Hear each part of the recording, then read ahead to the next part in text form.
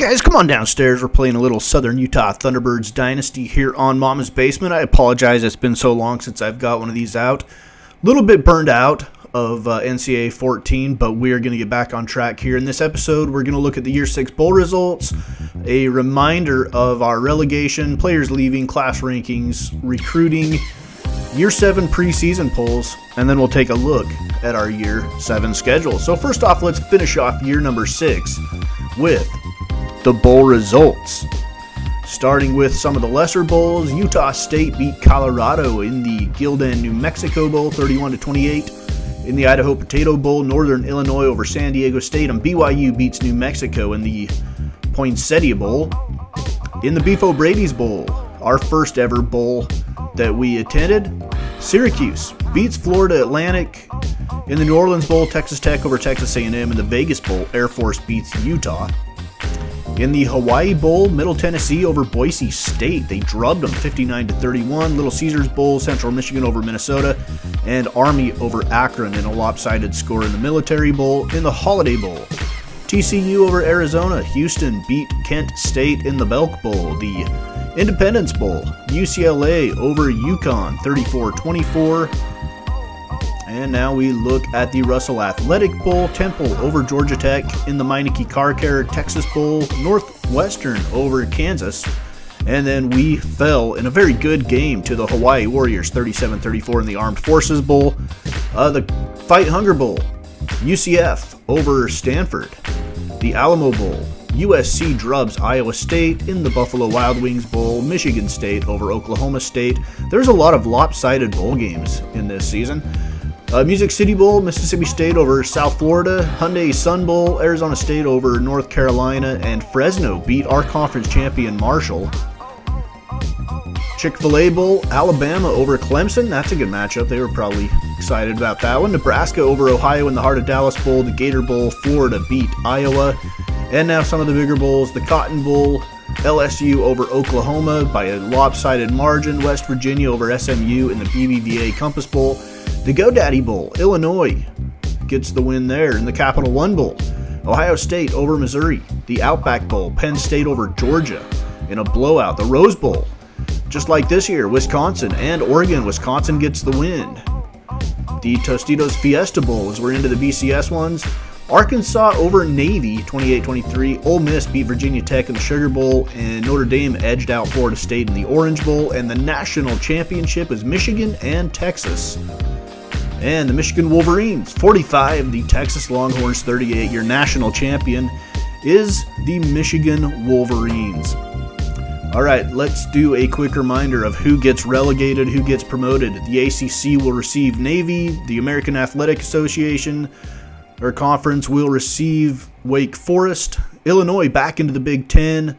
Houston back to the MAC, Marshall to the Big 12, Kansas State to Conference USA, Air Force to the Pac-12, Cal relegated for the second time to the Mountain West. The SEC, Arkansas makes their way back, and Tennessee will be sent down to the Sun Belt. All right, players leaving as we move on to year number 7. Carlos Palmer, middle linebacker, was going to transfer to Tulsa, but don't worry about that. We talked him into staying. He'll still be here.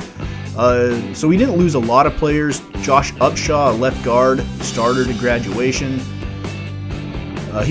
We lost a little bit off the offensive line, but other than that, we really didn't lose much. Upshaw, Macklin, we lost to graduation.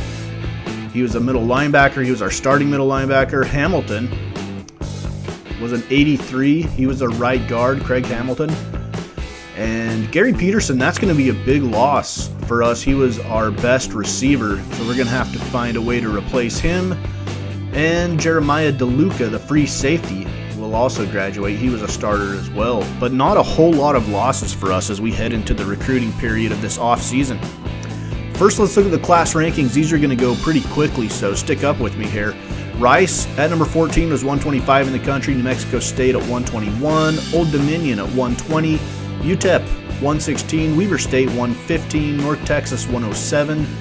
UTSA 97. Southern Miss 94. Texas Tech 86. Louisiana Tech 81 in the country. Middle Tennessee State 80.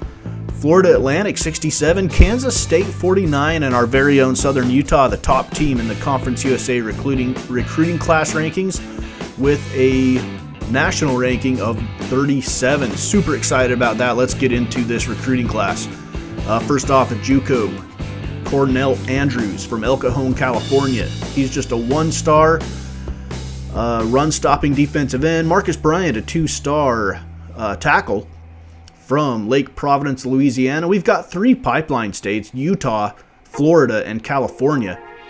Another JUCO running back, Charles Smith, 3-star. He has speed. We really need to add speed to our skill positions. That is something. We have not had a receiver that can take the top off, and we have not had a running back that can hit the home run. So Robbie Dunbar, free safety from Florida. E.J. McBride, a tackle from Lehigh, Utah. We got a few guys from Lehigh, Utah. He's a 3-star run blocking tackle, and that run blocking is going to be important, as you'll see a little bit later here. I'd like to get a quarterback in every draft class. This is a 3-star scrambling quarterback from Palm Coast, Florida. Brian Burrell, middle linebacker from Ephraim, Utah. 3 stars. So, replace Macklin maybe. I don't know who the starter is going to be. It might not be Burrell for a year or two. Brian Dixon, a wide receiver, a possession guy. Again, we're looking for speed. We did not find it on the edges too well. We might move Charles Smith to a receiver. Kevin Cotton, a tackle, run blocking tackle, 3-star, another one from Lehigh, Utah. And we got a lot of 3-star recruits in this class from north of the border in Oshawa, Canada. Defensive tackle Chad Cunningham, he's 3 stars. And lots of 3 stars, a few 4 stars. From St. Matthews, Kentucky, we get a pass blocking guard, Travis Parks. Again, 3-star. From Nogales, Arizona, Trevor Hill, a run-stopping defensive tackle, another 3-star. We got a really good broad spectrum of players. I don't know, I just feel like it was a very balanced class overall. From Pearland, Texas, a possession receiver again, Nate Pryor. Again, we're getting possession receivers. We have not found a receiver with a lot of speed. Another balanced receiver. This guy's a 4-star from Miami Lakes, Florida, Victor Brunner. And we're excited to have him. And we have another 4-star player, a running back from Alexander City, Alabama, Sidney White, 6'1", 214 pounds. And the player that I am most excited about getting is Grant Matthews from West Point, Utah. We stay in-state and get the number 13 running back in the country in the recruiting rankings. He is a power back, though, not a speed back, but he is a 4-star. And super excited about this recruiting class. Preseason polls, the West Division, going into year number 7. Texas Tech is picked to win the division, picked 43rd in the country. The national rankings are in parentheses on the side. Southern Utah, we are picked 2nd in the division behind Texas Tech. We won the division last year, and 94 nationally is a little bit of a slap in the face to a young team that made it to a bowl game. We're going to have to try to use that as motivation in year number 7. Try to show the pollsters wrong there. North Texas, New Mexico State, Weber State picked 5th. Rice and Texas San Antonio round out the West Division. Let's look at the East. The Middle Tennessee Blue Raiders are predicted to win the East Division, and they are 45th nationally. The team that was relegated from the Big 12, Kansas State, picked 2nd in the East Division. They are 70th overall nationally. Florida Atlantic in 3rd. Old Dominion 4th. We play Old Dominion. Southern Miss in 5th, and UTEP in 6th, and Louisiana Tech, another team on our schedule, is 7th. And we'll look at the schedule a little bit later. So there's the preseason polls. Actually, we're going to look at the schedule right now. Let's take a look at the Year 7 schedule. Super excited about this Year 7 season coming up. We start off renewing our rivalry with local rival UNLV. This one will be on the road in Vegas at the Sam Boyd Stadium. And then we're back home for our home opener against in-state rival Utah State. We've only played them once. We played them up in Logan and we won. Then we head out on the road to the Big House to take on the defending national champions, the Michigan Wolverines, before wrapping up our non-conference slate with Kent State back in Cedar City, Utah. Then our conference slate from the East Division, again, we play Louisiana Tech and Old Dominion, and I don't know why we keep playing those two teams. There's absolutely nothing I can do about that, and then we play all of our division teams.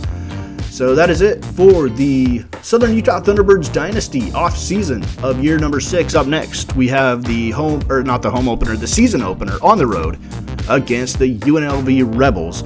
Here is Southern Utah Thunderbirds Dynasty on Mama's Basement.